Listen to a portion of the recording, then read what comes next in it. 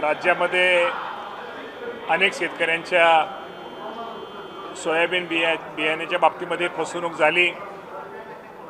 जे सोयाबीन त्यांनी पेरलं, जे लावलं ते जी उगवण ही झाली नाही, अशा अनेक तक्रारी आमच्या कृषी विभागाकडे प्राप्त झाल्यानंतर आमच्या विभागाने त्या बाबतीमध्ये एकत्र येऊन अनेक ठिकाणची पाहणी केली, तपासणी केली आणि राज्यात जर सगळ्यात विचार जर केला तर सोयाबीन फसवणुकीच्या बाबतीमध्ये, सोयाबीन बियाण्याच्या फसवणुकीच्या बाबतीमध्ये साधारणतः 10 जिल्ह्यामध्ये जास्त तक्रारी आलेल्या आहेत। त्या 10 जिल्ह्यामध्ये अकोला, अमरावती, यवतमाळ, बुलढाणा, वर्धा, चंद्रपूर, नागपूर, वाशिम, लातूर, धाराशिव या जिल्ह्यातून जास्त तक्रारी प्राप्त झालेल्या आहेत आणि यामुळं साधारणतः सोयाबीन बियाण्याचे एकूण 5638 नमुने तपासणीसाठी घेण्यात आले होते आणि त्यापैकी जवळजवळ 581 नमुने हे अप्रमाणित आलेले आहेत आणि बियाणे अप्रमाणित आढळून आलेल्या कंपन्यांवर कृषी विभागातर्फे 181 प्रकरणी न्यायालयामध्ये कोर्ट केसेस दाखल करण्यात येत आहेत। त्याचप्रमाणे बियाणे उगवण क्षमतेबाबत प्राप्त 3115 तक्रारीपैकी 1738 तक्रारीची प्रत्यक्ष शेतात जाऊन तालुकास्तरीय तक्रार निवारण समिती तपासणी केलेली आहे आणि या संदर्भामध्ये निश्चित प्रकारे तक्रारीला 18 बियाणे त्यामध्ये 18 बियाणे कंपन्या आहेत। सर्वात जास्त तक्रारी ह्या booster plant genetic limited, Ravi hybrid, Parshva genetic, त्याचप्रमाणे इनोवेंग seeds, Oswal seeds, KDM seeds, green gold seeds, SN agri, Aditya seeds, vigour seeds, eagle seeds, Ankur seeds, श्रीसी seeds, Bapna seeds, Avani gold, SKB Ruchi seeds, Safal seeds, म्हणजे याप्रमाणे या तक्रारी प्राप्त झालेल्या आहेत। त्याप्रमाणे सद्यस्थितीत बूस्टर प्लांट जेनेस्टिक लिमिटेड विरोधात 3 गुन्हे व रवी हायब्रिड सीड्स विरोधात 1 ठिकाणी खालील कायद्याअंतर्गत गुन्हे दाखल केलेले आहेत। त्यामुळे निश्चित प्रकारे आपल्या माध्यमातून मी शेतकरी बांधवांना एक सांगू इच्छितो की या बाबतीमध्ये शासनाने ताबडतोब या ज्या कंपन्यांनी हे बोगस बियाणं माझ्या शेतकऱ्याला दिले त्या बाबतीमध्ये कारवाई करण्याचे आदेश राज्याच्या मुख्यमंत्र्यांनी पण दिलेले आहेत आणि आमच्या कृषी विभागाने पण निश्चित प्रकारे तक्रार त्यांना आदेश दिलेत। या बाबतीमध्ये त्यांना ताबडतोब सांगितलं ज्या ठिकाणी बियाणं बदलून देणं गरजेचं आहे ते ताबडतोब बियाणे त्यांना आपण ताबडतोब बदलून द्या आणि बियाणाबरोबरच भविष्यामध्ये असं कोणी करू नये यांच्यावरती कडकात कडक ज्यांनी या बाबतीमध्ये सोयाबीन बियाण्याच्या शेतकऱ्यांची फसवणूक केली त्यांच्या बाबतीमध्ये कडकात कडक कारवाई ही केली जाईल। बेसिकली अनेक ठिकाणी बोगस बियाणं का आलं, कारण की या सगळ्या गोष्टींवर नियंत्रण कृषी खात्याचं असणं अपेक्षित होतं, पण जे आपल्या इथल्या ज्या ऑफिसर्स असतात त्यांनी पाहणी खाली केली नाही केल्या अचानक, त्याच्यामुळे सगळ्या गोष्टी घडल्या कारण की एकतर बाजूला पाऊस नाही आहे त्यात नाही असं आपल्याला आपण म्हणता ते बरोबर काही गोष्टी आणि ते बरोबर आहे, काही गोष्टी आहे, परंतु शेवटी आपल्याला माहिती आहे की एकदा बियाणं दिल्यानंतर आपण त्याची काय बियाण्याची आपण हे करतो, परंतु या बाबतीमध्ये असं पहिल्यांदा त्यामध्ये आढळलं नाही। परंतु निश्चित आपल्याला माहिती आहे की आपण ते बियाणं पेरल्यानंतर ह्या गोष्टी लक्षात आलेल्या आहेत। मी एवढंच सांगतो की निश्चित प्रकारे या बाबतीमध्ये शासनाचं या बाबतीमध्ये लक्ष आहे, कृषी विभागाचं निश्चित प्रकारे लक्ष आहे आणि या बाबतीमध्ये शेतकऱ्यांना काय मदत करता येईल, सहकार्य करता येईल, बियाणं तर आम्ही बदलून द्यायला लावतोच, त्याचप्रमाणे DPDCच्या माध्यमातून सुद्धा आमच्या त्या शेतकऱ्याला काय मदत करता येईल का तोही राज्याच्या मुख्यमंत्र्यांनी सर्व या तालुक्यातल्या काय जिल्ह्यातल्या सगळ्यांना त्याप्रमाणे सूचना दिलेल्या आहेत। पण निश्चित प्रकारे मी एवढं आपल्या माध्यमातून सांगतो जी अशी बियाणे कंपन्या ज्यांनी शेतकऱ्याची फसवणूक केलेली आहे त्यांच्यावर निश्चित प्रकारे कडकात कडक कायदेशीर कारवाई केली जाईल। दुसरं कर्जमाफी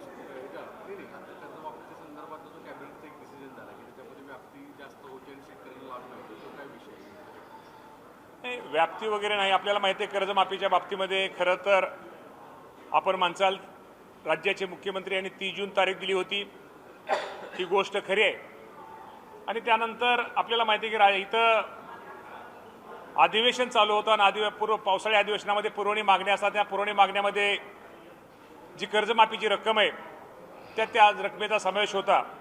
त्यामुळे त्या पुरवणी मागण्या मंजूर झाल्याशिवाय खालच्या सभागृहात वरच्या सभागृहात त्यानंतर ती पुरवणी मागण्या ह्या राज्यपाल महोदयांच्या सहीला जातात आणि राज्यपाल महोदयांची पण आता सही झालेली आहे. आणि दुसरा एक प्रश्न होता की ही जी कर्जमाफी आहे ही कर्जमाफी गरीब शेतकऱ्यांसाठी दिलेली आहे. जे शेतकरी इन्कम टॅक्स भरतात हे मोठ्या शेतकऱ्यांसाठी ही कर्जमाफी नसल्यामुळं निश्चित प्रकारे इन्कम टॅक्सच्या बाबतीमध्ये यादी स्वतः मुख्यमंत्री देशाच्या अर्थमंत्री निर्मला सीतारामन ताईंशी बोलल्या, मॅडमशी बोलल्या आणि त्यांनीही आपल्याला परमिशन दिलेली. तेही आमच्याकडे लवकरच ती यादी आल्यानंतर की साधारणतः राज्याच्या मुख्यमंत्री सांगितले की 30 जुलैपूर्वी त्याच्या अगोदर पहिल्या शेतकऱ्यांना कर्जमाफीची ही रक्कम ही दिली जाणार आहे. कर्जमाफी को लेकर सर क्या कुछ निर्णय कैबिनेट में हुआ है, विस्तार से बता दीजिए। कर्ज माफी के निर्णय तो ये लिया गया है कि किसानों को जल्दी से जल्दी मदद मिलनी चाहिए. आपको मालूम है कि राज्य के प्रमुख हमारे देवेंद्र फडणवीस साहब ने बोला था कि 30 जून के पहले हम करेंगे, लेकिन आपको मालूम है अभी जो बजट चल रहा है उसमें पुरवनी डिमांड जो तो डिमांड में आपको मालूम है कि राज्यपाल महोदय की डिमांड नीचे ऊपर के सभागृह और नीचे दोनों सभागृह में वो पास होना चाहिए. उसके बाद राज्यपाल महोदय की सही सिग्नेचर होनी चाहिए. और इसको बाद जो योजना है हम गरीब किसानों के लिए दे रहे हैं.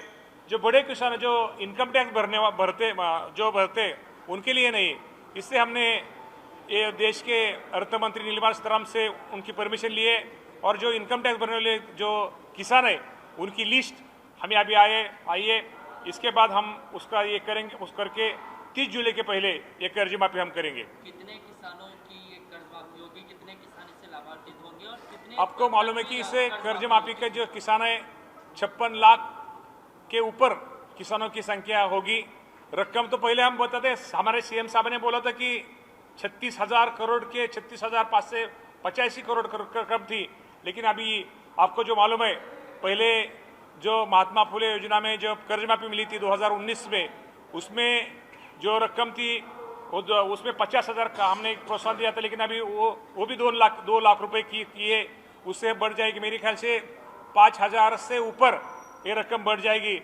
और इससे मेरे ख्याल से 41-42 हजार कोटी रकम 1000 कोटी रकम तक किसानों को मदद मिल जाएगी. एक मेरा अंतिम सवाल है, बारिश को लेकर महाराष्ट्र के विदर्भ और मराठवाड़ा को क्या स्थिति है और फसलों को किसान किस तरीके से आपको तो मालूम है कि अभी तो हवामान बदल हो रहा है. बारिश किधर ज़्यादा गिरती है किधर कम गिरती है और बारिश के वजह से जिधर भी किसानों का नुकसान हो गया है उस पर हमारे जो महसूल के हमारे अधिकारी है, हमारे कृषि विभाग के अधिकारी, उनको हमने बोला है कि जिसका नुकसान हुआ है उसका अपने पंचनामा करो और उसके बाद में जो अहवाल प्राप्त मिलने के बाद हम सबको हमारा सरकार मदत करेगी. सर पाऊस नाही, फक्त सध्या पावसाची परिस्थिती काय असणार आहे, कारण की दुबार सध्या पेरणी करावी का नाही करावी असं सध्या पावसाची आपल्याला माहिती आहे. हवामान विभागाचा अंदाज आहे की ह्या महिन्यामध्ये पाऊस हा थोडा कमी जास्त पडेल. पण त्यांचा एक अंदाज आहे की विदर्भामध्ये साधारणतः 20-25 तारखेच्या पुढे विदर्भ नागपूर भागामध्ये पाऊस जास्त पडावा असा हवामान विभागाचा अंदाज आहे. आणि असे प्रामाणिकपणे शेतकऱ्यांचा प्रतिनिधी म्हणून त्यांचा अंदाज खरा ठरावा आणि निश्चित प्रकारे राज्यामध्ये सर्वदूर सगळीकडे पाऊस चांगल्या प्रकारचा पडावा.